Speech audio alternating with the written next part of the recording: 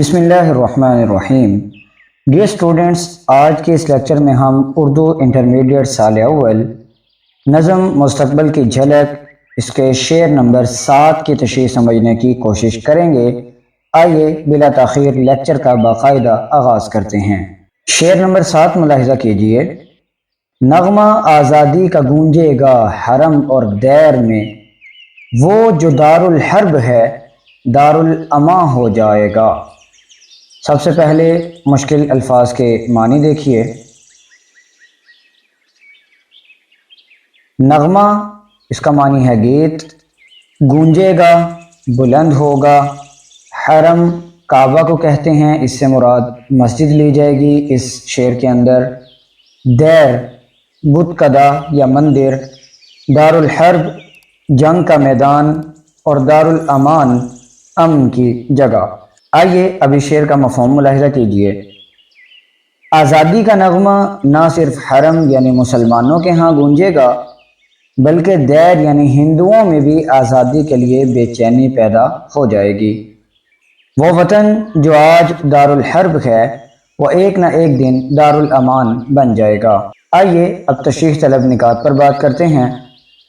Dear student, سب سے پہلے آپ وہ پیراگراف لکھیں گے جو شعر نمبر 1 اور 2 کی تشریح کے آغاز میں آپ کو لکھوایا جا چکا ہے۔ آپ وہ پیراگراف اگر یہاں پر لکھیں گے تو آپ کی تشریح بہت ہی مناسب اور جاندار ہو جائے گی۔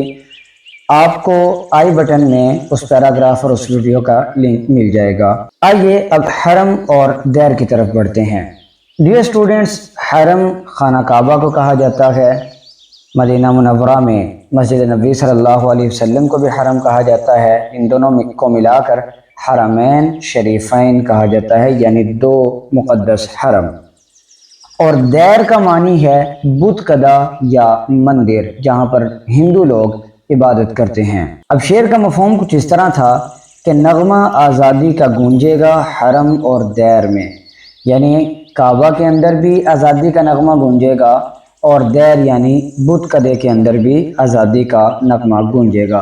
یہاں حرم سے مراد امت مسلمہ بھی ہے اور مساجد بھی ہیں، یعنی جہاں جہاں مسلمان رہتے ہیں، جہاں جہاں وہ عبادت کرتے ہیں، جہاں جہاں ان کے خطبے یا تقاریر ہوتی ہیں، واعظ و نصیحت ہوتی ہے، ہر جگہ پر ایک ہی آواز بلند ہوگی، اور وہ ہے انگریز کے ظلم و ستم سے آزادی۔ اور نہ صرف یہ آزادی کا نغمہ مسلمان لگائیں گے، کیونکہ مسلمان ہندوؤں سے بھی پیس رہے تھے، مسلمان انگریزوں سے بھی پیس رہے تھے، مسلمانوں پر تعلیم کے دروازے بھی ہندوؤں اور انگریزوں نے مل کر بند کر رکھے تھے، مسلمانوں کو سیاست میں بھی آنے سے روک دیا گیا تھا، مسلمانوں کی تحریر و تقاریر کے اوپر بھی پابندی عائد ہو چکی تھی۔ تو یہ ساری صورتحال تھی جس سے مسلمان پریشان تھے اور وہ آزادی کے لیے کوشش کر رہے تھے، لیکن جو لوگ آزادی کے لیے آواز بلند کرتے تھے ان کی آوازوں کو دبا دیا جاتا تھا، یہاں تک کہ ہزاروں کی تعداد میں علماء کو درختوں کے ساتھ باندھ کر پھانسی پر لٹکا دیا گیا۔ تو یہ ساری صورتحال تھی جس میں مسلمان آزادی کا نغمہ گا رہے تھے، لیکن اس کے برعکس جو ہندو تھے انہوں نے انگریزوں کے ساتھ مفاہمت کر لی تھی، جس کی وجہ سے بڑے بڑے سرکاری عہدوں پر ہندو فائز تھے، ہندوؤں کے لیے تعلیم کے میدان بھی کھلے ہوئے تھے، سیاست کے میدان بھی کھلے ہوئے تھے، اور جو انگریزوں نے 1885 میں 1885 میں کانگریس بنائی تھی اس کے اوپر بھی مکمل طور پر جو کنٹرول اور اختیار ہے وہ ہندوؤں کا آ چکا تھا۔ تو ہندو تو ایک لحاظ سے مسلمانوں کے برعکس بہت ہی پرسکون تھے، ان کی بہت ہی عیاشیاں تھیں، ان کے لیے سہولیات مراعات اور ٹیکسز وغیرہ کا نظام بھی مسلمانوں کے مقابلے میں بہت زیادہ آسان تھا، بہتر تھا، ان کے تنخواہیں بھی مسلمانوں کے مقابلے میں بہت زیادہ تھیں۔ تو یہاں مولانا ظفر علی خان کی ایک دور اندیشی ہے۔ آپ فرماتے ہیں کہ آج مسلمان تو پیس رہے ہیں، ظلم کی چکی میں پیس رہے ہیں اور آزادی کے لیے مطالبات کر رہے ہیں، اور اس کے برعکس ہندو بہت ہی خوش ہیں، لیکن وہ دن دور نہیں کہ جب انگریزوں کی چالوں سے ہندو بھی متاثر ہوں گے۔ آج جو ہندو انگریز سے مفاہمت کیے ہوئے ہیں، ایک وقت آئے گا کہ ہندو بھی انگریز کی چال کو بھانپ جائیں گے، ان کی سازشوں کو سمجھ جائیں گے، اور نہ صرف مسلمان بلکہ ہندو بھی آزادی کا نغمہ گانے لگیں گے۔ اب دوسرا مصرع دیکھیے، وہ جو دار الحرب ہے دار الامان ہو جائے گا۔ عزیز طلبہ، دار الحرب اور دار الامان یہ اسلام کی دو بنیادی اصطلاحات ہیں۔ دار الحرب اس علاقے کو کہا جاتا ہے جہاں مسلمان اقلیت میں ہوں، غیر مسلموں کی حکومت ہو اور مسلمانوں کو آزادی کے ساتھ اپنے عقائد اور اپنی عبادات کے مطابق زندگی بسر کرنے کی اجازت نہ ہو، تو ایسا علاقہ مسلمانوں کے لیے دار الحرب ہے، اور ایسے علاقے سے مسلمانوں کو حکم ہے کہ وہ ہجرت کر کے کسی اور جگہ پر چلے جائیں جو کہ دار الامان ہو، یعنی جہاں مسلمانوں کو آزادانہ اپنے عقائد کے مطابق زندگی بسر کرنے کی اجازت ہو۔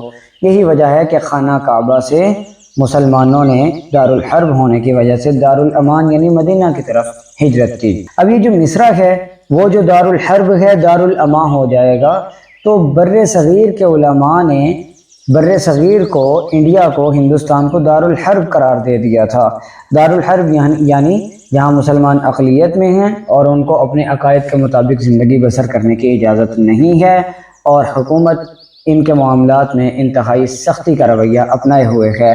تو یہی وجہ ہے کہ بہت سے علماء بر صغیر کو دار الحرب قرار دے کر افغانستان کی طرف ہجرت کر گئے، یا جہاں مسلمانوں کی حکومتیں تھیں وہاں وہ ہجرت کر گئے۔ تو مولانا ظفر علی خان کی دور اندیشی یہ بتا رہی ہے کہ وہ وقت قریب آئے گا کہ جس علاقے کو علماء نے دار الحرب ڈکلیئر کیا گیا، جس علاقے کو علماء نے دار الحرب قرار دیا گیا، مسلمان یہاں آزادانہ اپنی زندگی اپنے عقائد کے مطابق نہیں بسر کر سکتے، ان قریب یہ علاقہ دار الامان بن جائے گا، امن اور سکون کا گہوارہ بن جائے گا، انگریز کے ظلم و ستم اور استبداد سے آزادی مل جائے گی۔ تو وہ مسلمان جو ہجرت کر کے دوسرے علاقوں میں جا بسے ہیں ان کو بھی موقع مل جائے گا کہ وہ اپنے وطن میں واپس آ جائیں اور یہاں اپنے عقائد کے مطابق زندگی بسر کریں۔ ڈیئر اسٹوڈنٹس، آج کے اس لیکچر میں ہم نے نظم مستقبل کی جھلک کے شعر نمبر 7 کی تشریح سمجھی۔ اگلے لیکچر میں انشاءاللہ ہم شعر نمبر 8 کی طرف بڑھیں گے۔ تب تک کے لیے اپنا بہت سارا خیال رکھیے گا، اجازت دیجیے، اللہ حافظ۔